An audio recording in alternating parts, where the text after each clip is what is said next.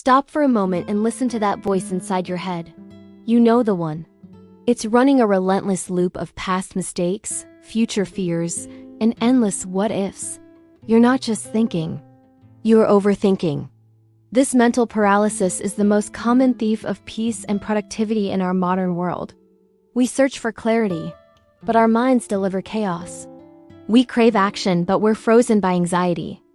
The interesting thing is, modern psychology has only just started to really understand this mental trap. But 2,000 years ago, the Roman emperor and philosopher Marcus Aurelius had it figured out. He lived in constant chaos, war, plague, betrayal, yet he found a profound, unshakable inner calm. How?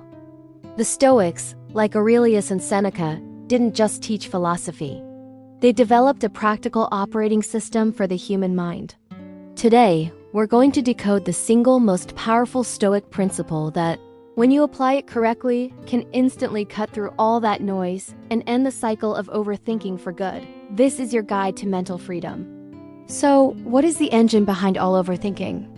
It's simple. We worry about things we cannot control. The Stoics recognized this fundamental human error and built their entire philosophy around a simple, brutal assessment of reality they called the Dichotomy of Control.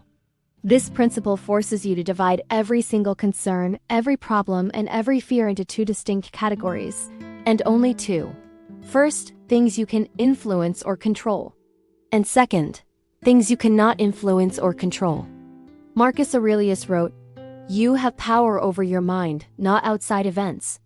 Realize this, and you will find strength." The moment you dedicate your mental energy to that second category, the things outside your circle of influence, you invite anxiety in.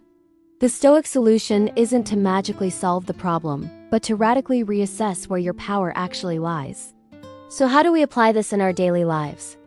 We have to identify and ruthlessly eliminate external factors from our mental space. Think about it. The greatest sources of modern overthinking are almost always external and unmanageable. Let's look at some of these uncontrollable factors that we need to release. First, the past. You cannot change yesterday's decision. As the Stoic philosopher Seneca said, "We suffer more often in imagination than in reality." All that regret is just a useless expenditure of energy on an event that is permanently closed. It's over.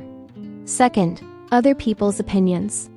You cannot force someone to respect you, to like your work, or to agree with your philosophy. The desire to please everyone is a form of self-sabotage. It's an impossible task that only drains you.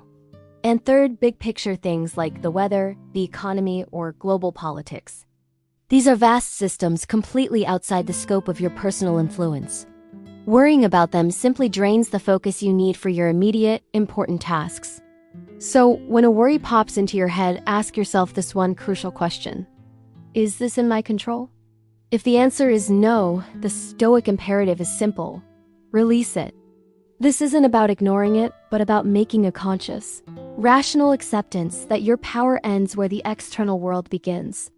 Once you successfully cut out all that external noise, you're left with the only category that actually matters, the things you can control. This category is entirely internal. It's all about your judgment, your effort, and your intention. Let's break down these internal factors that you can master. First, your judgments. The event itself, like being stuck in traffic, is neutral. It just is. Your judgment of the event, thinking, "This is terrible, I'm going to be late," is what causes distress. Control your judgment, and you control your emotional response. Second, your preparation and effort. You can't control the outcome of that job interview, but you can absolutely control the hours you spend preparing for it. The Stoic finds peace in giving their maximum effort, regardless of the final result.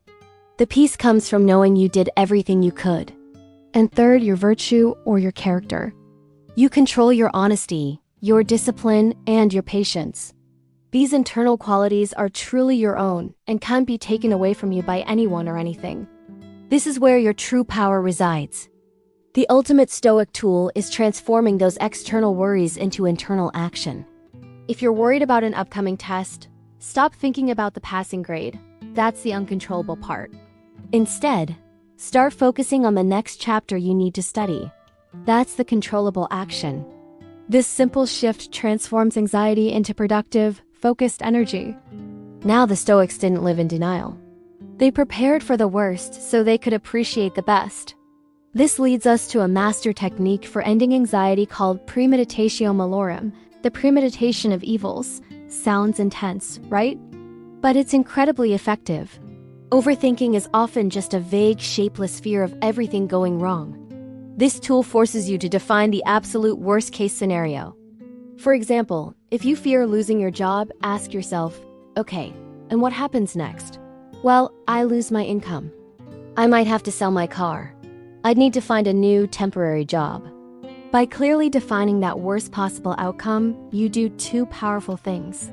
First, you realize that the worst case is usually survivable. The vague, undefined fear is always worse than the defined reality. And second, you immediately identify your next actionable steps.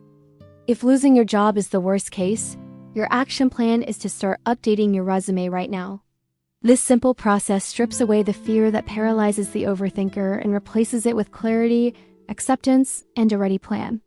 The Stoic knows that life will bring hardship, but they choose how to face it, not whether to fear it.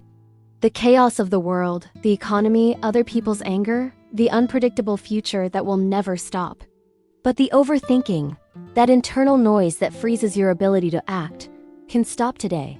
Seneca reminds us, a man is unhappy because he does not know how to stay quiet in his room. Your peace isn't found in controlling the external world, but in mastering your internal one. So, take the dichotomy of control and apply it to the very next worry that enters your mind. Ask yourself two questions. Is this mine to control? Can I act on it? If you cannot act, release it. If you can act, then act now. That is the path to a still, quiet mind. If you found some clarity in these principles, please like this video and subscribe for more actionable wisdom just like this. And I'm curious, what is the one thing you will stop worrying about starting today? Share it in the comments below. Thanks for watching.